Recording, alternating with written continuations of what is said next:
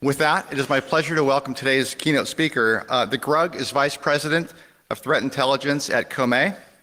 He's a pioneering information researcher with 2 decades of experience, having worked extensively with threat intelligence, digital forensics analysis, binary reverse engineering toolkits, mobile phone security, voice over IP, telecommunications, and financial services security.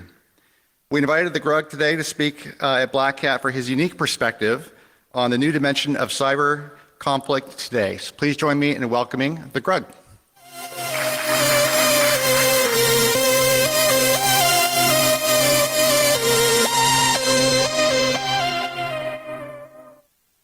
All right, good morning. It is about 4 hours before I normally get up, so let's see how we do. I am going to do a very, very short discussion on cyber conflict, which is a very, very large topic. So we'll see how that goes. I'm going to try and get it to significantly under the 1 hour that we have, but who knows. So this outline is actually not at all related to the outline of the presentation, but it is the 3 key takeaways I want you guys to get, which is that cyber is a new dimension. The interesting thing about cyber is not computers, but actually people and information. And cyber is Calvin ball. You cannot play it the same way twice. So about me, not much to say. I've been here long enough to become a thought leader, which is, it is what it is, I guess. So very, very briefly, what I want to do is I want to cover the fundamentals of conflict, which I'm sure you're all fascinated by. So the main things with conflict is that what you want to do is you want to have an advantage of your opponent, and you want to have them at a disadvantage.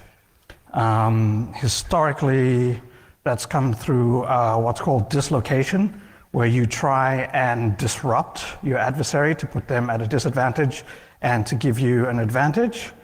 When dislocation fails, you end up with confrontation, which is where you do strength on strength, and that's not ideal because that's a complete gamble. And because there's this dynamic where basically your adversary doesn't have to do what you want them to do, and in fact are trying to get the advantage on you and put you at a disadvantage at the same time that you're trying to do that. What you end up is with this balance. This dynamic nature means that sometimes you'll have confrontation, sometimes there'll be dislocation, sometimes you have advantage, sometimes you don't. That's basically how it works. So a brief history of war. For quite a long time, there were only 2 places you could wage war, which was on land or on sea. So those are the first 2 dimensions, 1D and 2D they get called. So with land conflict, essentially advantage or disadvantage had primarily to do with either overwhelming technological advantage, which tended not to happen very much, and was instead primarily a matter of location, being to the rear or to the side of your opponent, or just massively outnumbering them. And the ultimate balance of this ended up being what got called maneuver warfare. So the other domain was sea. Sea was frequently used just to get from point A to point B to then do land war. However, if you did do conflict at sea, what you wanted to do is this thing, which is called crossing the T. That's where your forces can bring more firepower to bear on the enemy. This was actually considered a secret tactic. Like everyone that figured this out tried to keep it secret, but it was understood fairly rapidly because everyone figured out the tactic at pretty much the same time. And again, the techniques of dislocation tended to be overwhelming, so having more, or being able to cross the T, which has happened twice in history, and very, very occasionally tech. And due to the comma, I assume I had another thought, but I don't know what the hell it is. So, and therefore something else. So anyway, so that was it for thousands of years. And then suddenly we started getting new domains really, really rapidly. And those new domains are interesting because what you had was the first one was air, which came about 100 years ago. Then there was space, which is called 4D, and cyber, which is called 5D. And what's interesting about these is that they've happened so rapidly that there's only really been one domain in which we've been able to see the full development of like initial theory, praxis, development of grand strategy, development of strategy, and advancement across all of these different ways in which it could work, and then actually trying it out. In space, there hasn't really been conflict. Like we only use it for spying, so it's not that interesting. Cyber, we're actually so early on that we're not seeing the development of theory in the same way that we saw after the first air wars. So I'm going to repeat everything I just said, only with more pictures. So as I said, the first new domain was air war, which, you know, we've got this awesome picture. And what was fascinating about air war was it literally opened up a new dimension.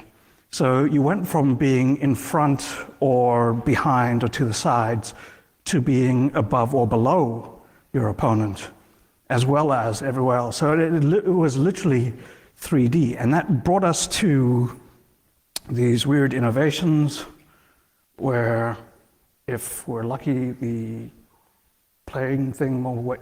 No, video. No such luck. Oh well, fuck it. So this is an awesome video, and you're all losing out. Oh, there we go. Awesome. Okay, so this was called the immoral turn, and what happens is he comes in, he dives, he attacks, then he pulls up, stalls, swings over to the side, and then when he comes down again, he's now facing the other way, and he can dive back again at his opponent.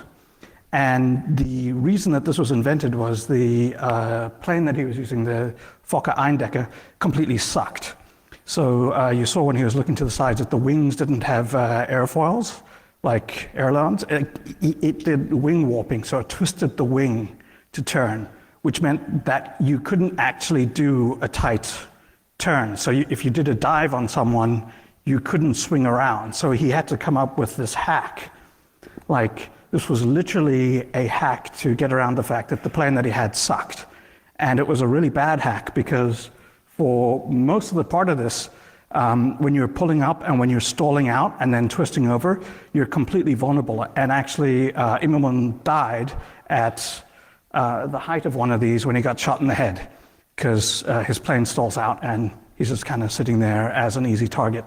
So it was a very, very bad hack, but it's the sort of thing that you could never imagine if you only understood land war, right? If you asked an admiral sort of how to do air war, they would think, oh, well, you know, we need to figure out how we can cross the T in the air, right? Like, how do we get our guys to bring most of their turrets to bear on the adversary? And it's like, well, you can't, because that doesn't make any sense at all. That's not how it works. And I think there's a similar conceptual problem going on where you've got people who are trying to use analogy to understand this new dimension, where what you really need is people who are native to this new dimension, who have an in-depth, concrete understanding of how it works. So during the air war, what was interesting was there was this early theory about how you would create advantage. And the theory was if you had the best and most skillful pilots, then what you needed was a plane that would allow them to express themselves best. So highly maneuverable, and then you could get in these sort of jousts one-on-one pilot competition, and the most skilled pilot would win. And it turns out that that's bullshit. Actually, the most skilled pilot doesn't win, because the way that you win is you show up with 20 guys, you come up from above and behind who you're attacking, and you dive on him in force, and you overwhelm by volume and by positioning. And so it's somewhat similar to cyber in that a lot of us who grew up with cyber were big on like skills as a main thing, whereas in practice, you're getting, huge companies owned by a bunch of Muppets running poison ivy with word macros for attacks. Like, it's not about skill. It turns out that doesn't actually matter, right? Like, WikiLeaks is a website, and it helped defeat an entire billion-dollar campaign. That's not a skill thing, right? Like, there's no, like, editing HTML is not like some advanced cyber technique, right? But it was a use of cyber as an attack domain. So we tend to get things very, very wrong because we're very egocentric and think, all right, it's going to be a high skill competition, and it usually never is. Like, if you're getting in a battle of skill, it means you've lost, right? It means you're down to a confrontation of a strength on strength, and that's completely wrong, which is literally what I just said on this slide. Right, moving on. So the other interesting thing about air war is how it started out being primarily used for reconnaissance and spying, and then started getting used for attack. And then finally for strategic attack. And I have an amusing anecdote, which I do not have time for. However, bear in mind that the reason that floppy caps became popular was initially everyone had these round caps like you see with the North Koreans, big round thing. Turns out that if you take a photo of that from the air, it becomes very, very easy to count enemy strength because you just count the circles. So everyone took the wire out of their hats to make them floppy, which made it a lot harder to count. And then that's why floppy hats got popular. Right. So this was the first book that existed which dealt with trying to develop a strategy or a theory of air war. And it's called Air Power. And because I'm a genius and I didn't put my notes up here, I forget the guy's name, but it's some Italian dude. And anyway, like what I find so interesting is that you could literally take the first paragraph and you can just replace aeronautics with cyber, and it's literally now, right? Like you could simply replace the domain and say, this is what's happening. I'm going to skip space and I'm going to go straight to cyber, because the dimension of cyber is very, very interesting, and that is because it adds another dimension, one that allows you to be not only above or behind or to the sides, but you could literally be inside your adversary, observing what they do and changing what they do, right? You could monitor their command and control. So that brings me to this thing of like, this cyber is a new dimension. It's literally an entirely new dimension. And that's very, very interesting because basically dimensions are useful in the ways that they intersect with reality, where all of us are. So I'm going to use these very, very advanced graphics to get my point across. So imagine you live on like 1D land, right? This is the dude with a one-dimensional view. And if you take a sphere and you intersect that sphere with a 1D at just one point, then from the point of view of 1D man, he doesn't see a sphere, he sees a point. So he thinks that what he's observing is a point, instead of what's actually going on is that there's a sphere. If you intersect it all the way, what he's going to see is a line, right? It's going to appear as a line. If he could move to 2D, you'll be able to see a circle. But really, this is 3D, it's a sphere. It's much more complicated than any of the things that he has conceptualized beforehand. So, as I said, the reason why understanding this as a dimension is relevant is that Dimensions are relevant in that they intersect with reality in a number of ways. And cyber has primarily 4 different intersections with reality. There's active, passive, physical, and cognitive. And active is where you have a direct ability to manipulate information, or where you can, like where we physically interact by popping a shell on a box, I would call active. Where you modify things, I would call that active. So one of the classic examples of this is when the Unit 8200 was fighting with the PLO. They broke into the computers that were used to conduct all the finances, and they transferred money around to make it appear as if there was deep corruption and people were siphoning money to each other. And this worked because there was an extent of corruption, so everyone believed that there was even more corruption than they were aware of, and it caused some degradation of capability with the PLO, but it was kind of badly placed, because at that point what they should have done is been building up the PLO so that they had something to fight Hamas. Anyway, hindsight. The other intersection is passive, and I'm sure you've never seen this before, but passive is the ability to just monitor what's going on in the cyber domain, and it tends not to have any interaction with things. So this is quite interesting, but it's also not the end-all and be-all. And the problem for the US is they've gotten very, very hooked on passive. This is why they always complain about going dark and so on. And then there is physical, where actually cyber stuff can interact and interfere with physical things in real life. The classical example would be Stuxnet, where you had something physically destroying hardware. There's this one which I like, which is a fortune cookie segfault. And the last one is cognitive, which is really weird, because it doesn't seem like it should work, but it does, right? Like simply providing information to people shouldn't really be an attack, but it is, because the ability to modify people's behavior with information is very, very old.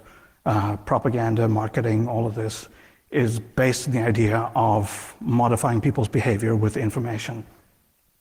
And for some reason, this came as a complete shock to everyone in 2016, where information was used to modify people's behavior. Like, who could have ever fucking imagined, right?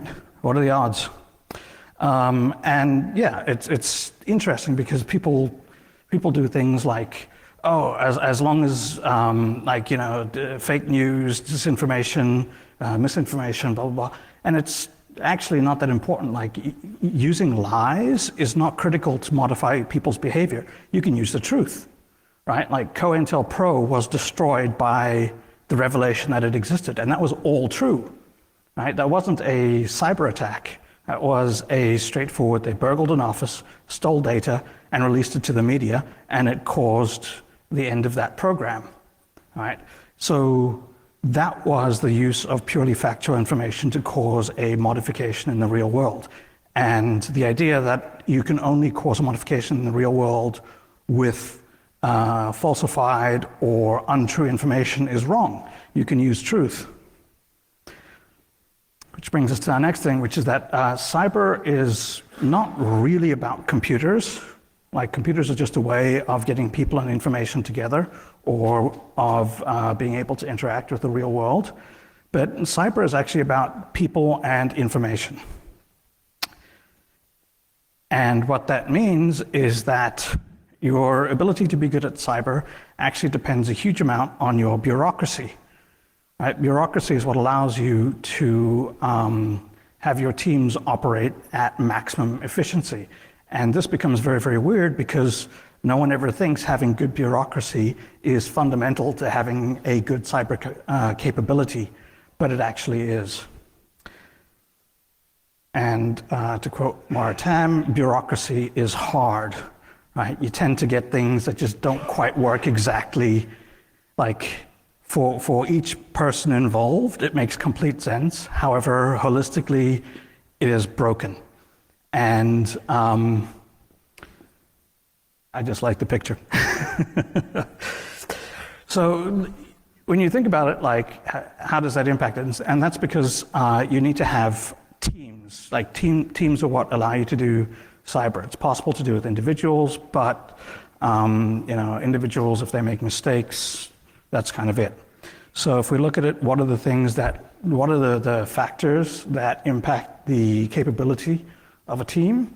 It's adaptability, which is sort of how well you can adjust. There's agility, which is how rapidly you can change to things. There's speed, which is how fast you can go from an idea to an execution.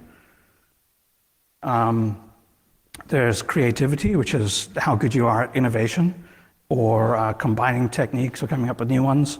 And then there's cohesion, which is sort of how well your teams collectively work together, individually work together, and how well they follow the will of the executive. So Dave Eitel called these meta, which is basically different organizational strategies. I won't spend huge amounts of time reading all of that, but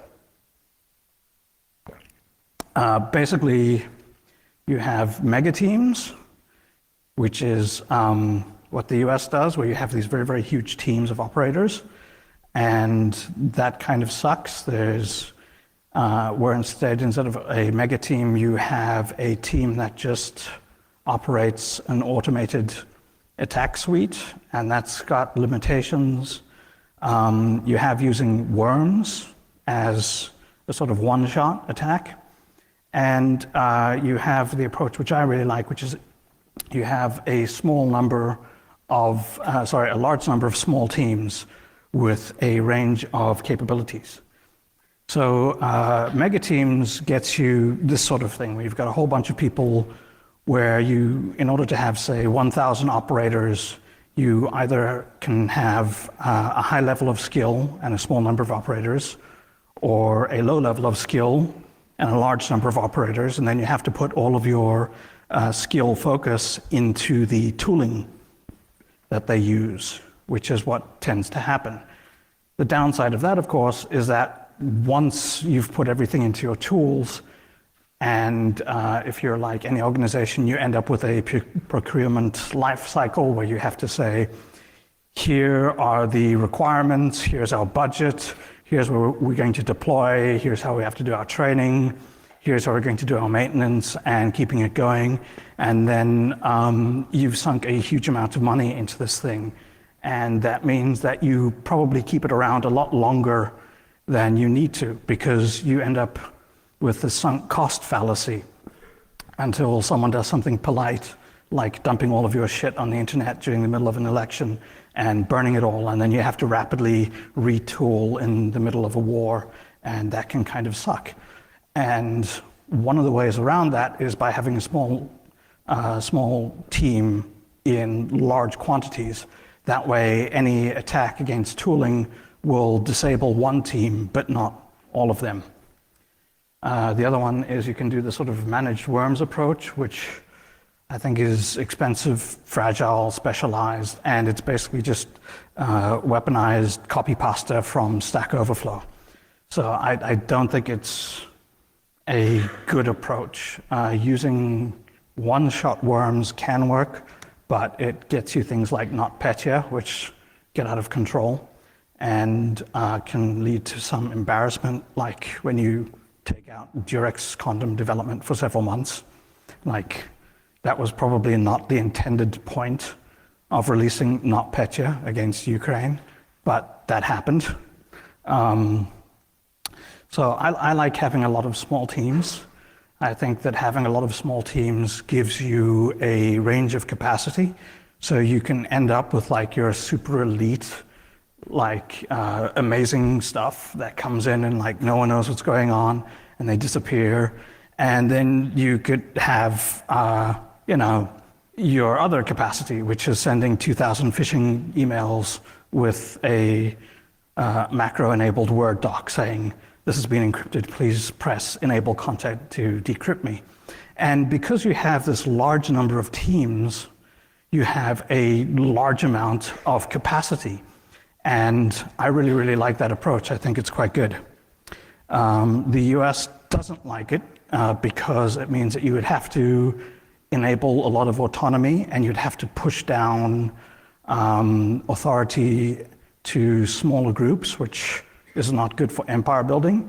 And it's also a problem because you would have to involve the civilian sector, which is not a thing that they do in the US. They don't allow civilians to get involved in hacking stuff. They put them in jail if they do that. So that is a problem, and the US cannot do it.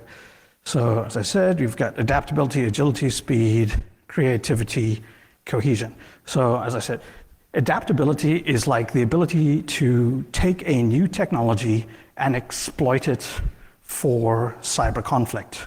So it's your ability to take something, figure out, oh, right, this is cool, Facebook, we can weaponize this, and then to do so, right? And while the US has proven itself very, very good at developing new technologies, they have been fairly poor at adapting those technologies for offensive purposes. Agility is sort of the ability to take where you are and to make it where you want to be. Right? So the classic example I like for this is Guccifer 2, where basically their operation got blown completely. And despite it getting blown completely, within a few hours, they had turned this collection operation into an influence operation, into an info war attack so GRU hacked DNC, they were monitoring and collecting stuff. It got reported in the Washington Post. Less than 24 hours later, Guccifer 2 has appeared and has already started releasing content and confusing things. So this was the ability to take a changing situation and adapt to it very, very rapidly. Right? They're very, very agile. There is almost no organization that can take a failed project and turn it into a completely different, new, successful project in a different domain in less than 12 hours. Like, that's amazing.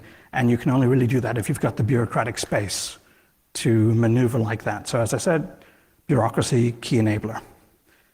Speed is essentially the ability to go from the concept of an attack to the actual implementation. So one of the ways that you can measure speed is the number of meetings before someone can hit enter, right? So the smaller the number of meetings, the faster you're going. In the US, in some cases, it can take up to 9 meetings before someone can hit enter, which is very, very slow. You're not going to do that in 12 hours. Creativity is, as I said, it's a sort of innovation. It's the ability to take things that exist or to create new things or to find new attacks or approaches.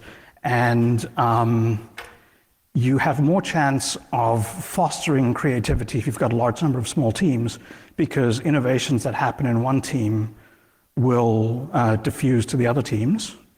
There's less likely to be groupthink. There's more likely to be within those individual teams, because there's competition between them, of course, there's more likely to be innovation because they're going to be trying to outcompete each other. So generally speaking, in terms of creativity, I think you're better off with having small teams, because you can have small teams of very, very smart people and their ideas will diffuse out to everyone else. Or you could do this and just copy whatever it says on the manual. And cohesion is basically how well your groups cooperate, as well as if your groups follow the will of the executive very, very closely. And that comes up because in the US, for example, there's quite close control. Like the executive will lay out, here's the rules, these are the laws, this is what you're allowed to do. This is what we want you to do. And the US organizations will do exactly that. In other countries, it will be a lot looser. It will be sort of like, if you find something interesting, let us know. It will be, if if you get around to it, this is kind of what we're looking for. So, over the next 5 years, our focus is going to be on AI and biotech, and then teams will go out and focus on that. And so when you issue the command like, all right, everyone stop doing that, we're not hacking so much anymore, it takes a little while for those teams to rein in, because it's very, very loose. So it depends a lot on the approach. I think that you want somewhere in the middle, like a happy medium. Like if it's too close to the will of the executive, then it's not creative enough and it's not pushing boundaries enough. Whereas if it's too loose, then you have no control and no idea of what's going on. So if we talk about teams, we've got like the Bears, and the Bears as a team, here we go. It's complicated. So the Bears have a wide range of private organizations and public state intelligence organizations, and also military intelligence organizations. And because of this diversity, they have a huge amount of innovation. They do not have excellent cohesion, particularly at the edges with the civilian stuff. But they've got a lot of other cool stuff going on. One of them is that they have freedom to fail, which I think is a massively important issue that the US has missed out on, which is that you need your teams to be able to screw up, because that's how life works. Like, people make mistakes. You need that to be a possibility, and that is a possibility in Russia. And that's great, because you learn a lot from mistakes that you don't learn from successes. So they've got like formal and informal. So informal is basically the criminals can sell anything they find from botnets. Because they allow them to operate, they don't have to pay all of their operators. They can simply let them earn money on their own. So they have like all of this great stuff going on for them, and it's very, very impressive.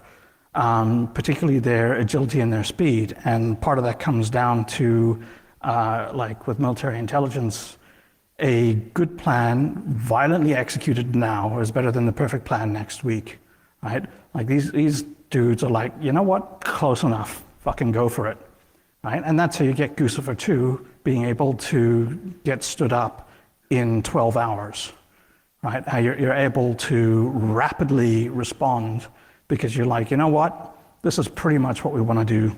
Let's just do it. If you took a week before you responded, it wouldn't have been as effective, even if it didn't have so much sloppiness about it, right? Like the sloppiness turned out not to be an issue, because they were able to confuse things so much that now there's people who are literally like, yes, just this morning, like, Guccifer 2 had an IP address traced back to GRU headquarters, right? So there's already people going like, wow, like, has no one heard of IP spoofing? It's like, you fucking morons.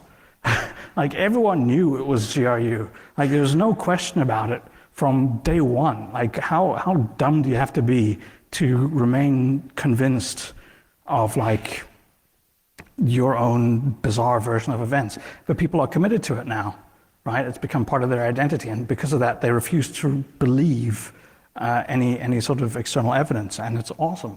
And it proves that simply coming up with something and committing to it quickly can beat coming up with a perfect option. Next one is going to be Five Eye. Represented here by a whole bunch of people having tea next to a tank that's fallen over. And the history of how Five Eye got how it is actually very, very interesting. So basically, in the 90s, after the Cold War was over, you had all of these very, very large intelligence organizations with big budgets who were facing the axe because the Cold War was over and no one needed them. So they were quite desperate to come up with justification for more budget and why they should stick around. And one of the things that came up was NSA, they monitored radio transmission, and they could see the writing was on the wall. Radio was not the thing anymore. Like, that was kind of going out of fashion, right? So they were trying to take over cyber, whereas CIA was like, hey, like our job is to steal secrets. The difference between a safe and a computer is nothing. That's where the secrets are. We should own that. And so they tried to set up this sort of like joint cyber operations center, and NSA said, fuck you guys. We do signal intelligence, and computers is just signals intelligence before it gets signaled. So they invented the concept called SIGINT at rest, right? So it was basically SIGINT before it gets sent out. So they took over the whole thing by just bringing their huge existing budget and manpower to bear on it, and they stole it from CIA. And CIA is still actually pissed off about this 20-something years later, right?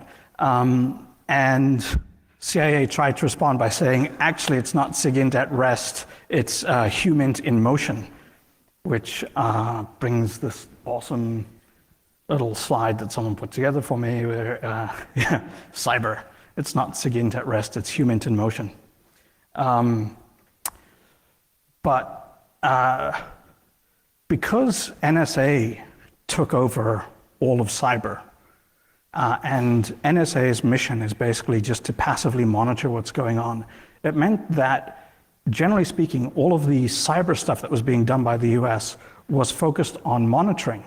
And that came down as well to the way that the US divides authority to be able to do things. So Title 50 covers all of espionage, and that is what NSA does. They do espionage, they monitor and they learn information. All of the information operations was PSYOPs, and that was basically given over to the military because it got used during the time that you're at war. That was the idea, right? Like you want to get people to like you or to get out of the way or whatever. So that was governed by Title 50. So that's all your war stuff. And then there were people who did defensive I/O, and that was all in the State Department. But because that was viewed as a Cold War thing, like you had to fight the propaganda of the Soviets, once the Soviets went away, you no longer needed to fight their propaganda. And so that got axed, which meant that there was no one left to have any defensive I/O capability, which meant 20 years later, when someone conducted an offensive I/O campaign during peacetime, they were literally unprepared because they had guys who didn't do I/O, but were authorized to do computer stuff. They had guys who were authorized to do things against enemy combatants. And the people that were authorized to do stuff to fight this had been out of a job or dead for 20 years, right? So this was a bureaucratic fuck up. That's why they lost, is that they made a mistake in 1996, and 20 years later they paid for it. And that's the sort of thing that you get in cyber, where it's things that don't really appear to be critical actually are, like keeping around your defensive I/O capability from the Cold War. Right, gonna throw in some game theory. So one of the concepts in game theory is that there's an understanding of a game. So you can have someone who has a superficial understanding, and you'd call that like level A understanding. And then there's someone who understands it's a bit better, and they'll have a deeper understanding that'll be like a level B. And then there'll be like a level C who understands it better. And the thing is, if you're a level A player versus like a level C or a D or whatever, they are going to beat you because they have a deeper understanding of the game. And this gets shortened down to K level, which is where you have a deeper understanding of how things work than your opponent. And if you have two people playing off against each other, the K level guy is going to win almost all of the time. And that's why this IO stuff became a K level, right? You had one side that didn't actually appreciate that they were in the middle of a conflict, and one side that had a very, very deep understanding of the conflict. So more about teams. We've got DRPK, who are like all about the money, but they kind of suck. And they look like this. It's basically just a bunch of dudes doing clicky clicky. It's not very exciting. But what's interesting with them is that they are very, very focused on money, right? Which is actually a physical impact on the world, right? Like money is like a real thing that gets moved around. So even though they can do operations which appear to be just moving values in databases, you actually have to have money physically moved. Otherwise, those values in databases can get changed back.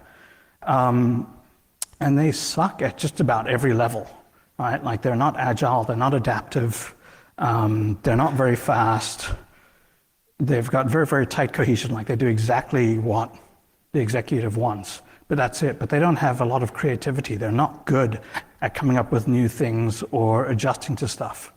So they tend to use the same attacks over and over again. They copy what other people have innovated. They're not really an awesome team, but on the other hand, if you pick your targets, it doesn't really matter. There's China, which is one of the other teams.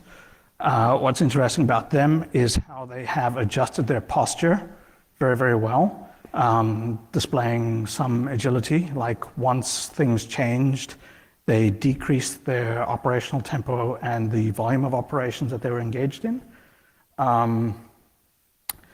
So it's kind of complicated when we're talking about China, and it's also changing because they're adapting a lot of what they do.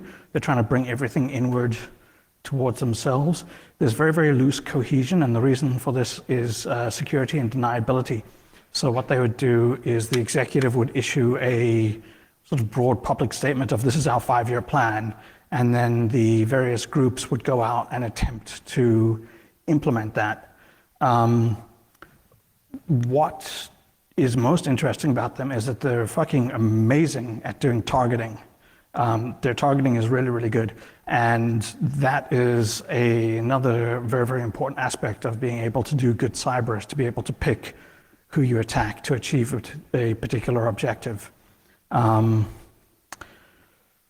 we've got NATO, where like basically everyone is contributing something, and it's going to fall apart in no time because it is a terrible, terrible implementation. Well, it will be. So what's happening is NATO is making their own cyber center. And it is necessary for them to do that because they cannot get all of the members of NATO to share information and capacity with each other. So they have to put together their own thing, their own cyber command. The downside of that is that it's basically a giant hack me sign, and everything that they have is going to get stolen. It's pretty much as effective as moving to a bad neighborhood and then trying to scare everyone off by having a cannon in your front yard, right? Like it's like overnight the kids are going to steal the wheels and spray paint it, right? It's not going to be as effective a deterrent as you think. And the problem, of course, is that NATO, as a military organization, this is pretty much how they understand things. And that sucks because cyber is Calvin ball, right? Like it makes no fucking sense. Things that you would think work don't work, and things that shouldn't work do work, right? Like how does putting up a WordPress blog and creating a Twitter account lose an election, right? But it does. It turns out that that's literally all you need to do, right? And that makes no sense. And it's probably not going to work again, which is the other thing. It's like, you can't really expect that what worked last time is going to work the next time. And that is another factor of Calvin-Ball. So if we start winding this up now with campaigns, we can see sort of over time how stuff has changed. So there was like Operation Aurora, where the Chinese did this really, really cool stuff. If they monitored the traffic coming out of Google, they figured out that they were using IE6. They developed IE6 exploits. They popped the shell on IE6 workstations, moved from there to go over to ultimately look at the FBI requests for monitoring Gmail accounts.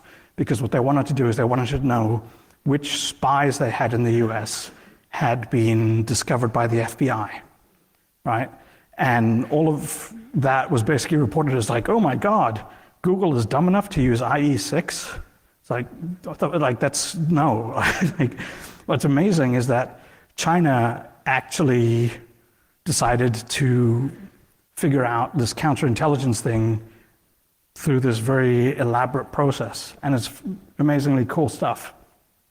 And that's a counterintelligence application of cyber. Then you have Stuxnet, where it was basically a one-shot worm that has a physical effect and kind of escaped into the wild, and things went sort of horribly wrong from there. But essentially, Stuxnet had a physical and a cognitive aspect. So the physical one is it destroyed these machines, whereas the cognitive aspect was it reported visually to the operators, everything is fine. And there's sort of there's three lessons that came out of Stuxnet. So the lesson for the US was, we are fucking awesome and we can hit anything we want. The lessons for the Iranians was, holy shit, we got to get ourselves one of these cyber things. And the lesson for Russia was, people will believe their computers over their lying eyes, right? So it turns out that actually, if your computer says, no, the centrifuges aren't spinning out of sequence and blowing up, people believe the computer is not the blowing up centrifuges. So that's kind of interesting. And you can kind of leverage that a couple years later at, an election, for example.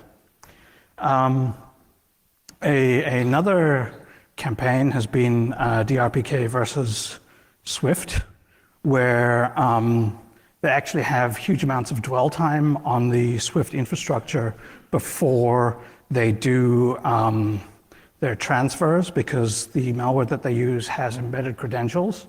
So they're not actually very, very swift in their attacks.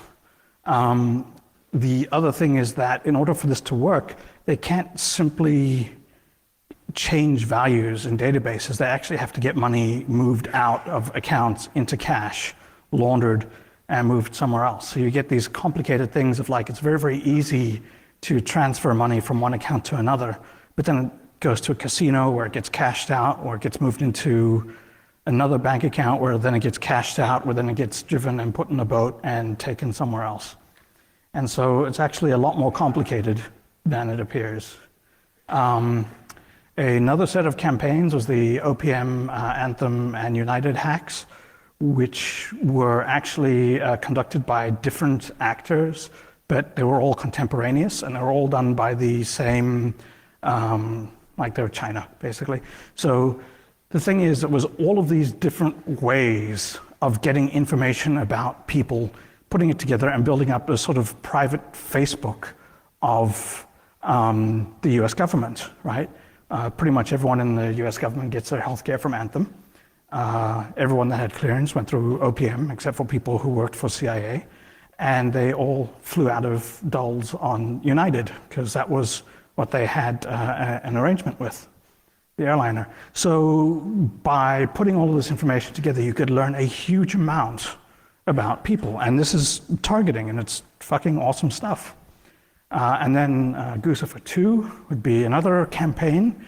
And Guccifer 2 was a purely cognitive campaign. So it was the use of basically just existing data that was given out to people. And that in itself was enough to be an attack. And the fact that it was created in less than 12 hours, or sorry, like less than 24 hours, about 12 hours or so, is again amazing. And it's the sort of thing you can do only if you have the bureaucratic space for maneuver. So That's been an absolutely whirlwind tour of cyber. And finally, let's see, like, because cyber is Calvin ball, you can't just copy what worked in the last war because it's not going to work in the next war, which means that the US fixation right now with information operations is bound to fail because that was the last war and they lost it. And the next war is going to be something else. And if you're getting really, really excited and involved with whatever the last tactic was, you're going to miss the next one that comes up. NATO is going to get wrecked. Like, they really have no choice. They have to do what they're doing, and I understand that. But I also think it is not a good idea to put all of your eggs in one basket. China is doing this very interesting thing where it's pulling everything inwards, like it used to be expansive, going out, sucking things from other people. Now they've switched, and they've probably decided that they've reached a level of competency that they no longer need to go out and take from other people. They need to say, all right, if you want to do stuff, come here, do it in here. The US is really, really good at developing technology and really, really bad at exploiting it. Right? Like they don't know how to take what they have and adapt it and use it in a weaponized form. The other thing that's going to come up, I think, next is probably going to be blended ops. And blended ops is where you recruit someone in the organization that you're attacking, or you get someone hired to work there. And this is not the insider threat that we all get told about, you know, like, watch out for your ignorant CFO who's going to click on anything, or beware the disgruntled sysadmin who's going to do stuff. This is where someone who is actually trained, motivated, and malicious and works inside your company. And I think blended ops is going to be the next cool thing that everyone does. And that's going to be quite interesting. And so I have absolutely no idea how you're going to stop that. But I'm sure vendors will figure out some way to make you pay for it. So, thank you. Any questions?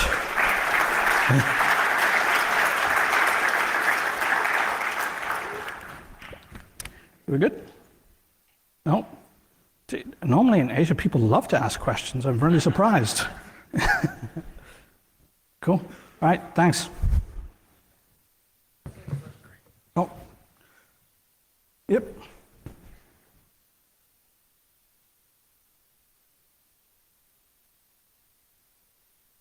Mm-hmm.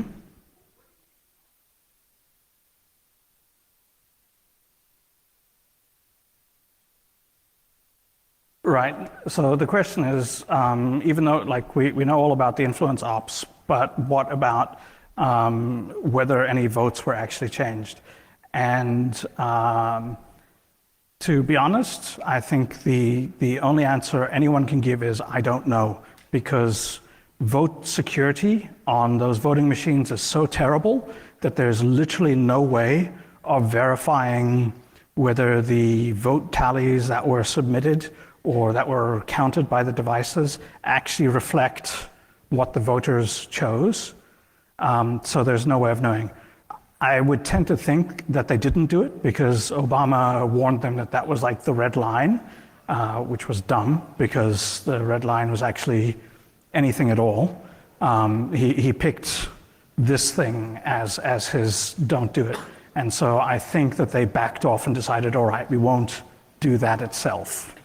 Like, we'll come up to the point, but not over it, because part of Russian doctrine is to remain at a threshold just below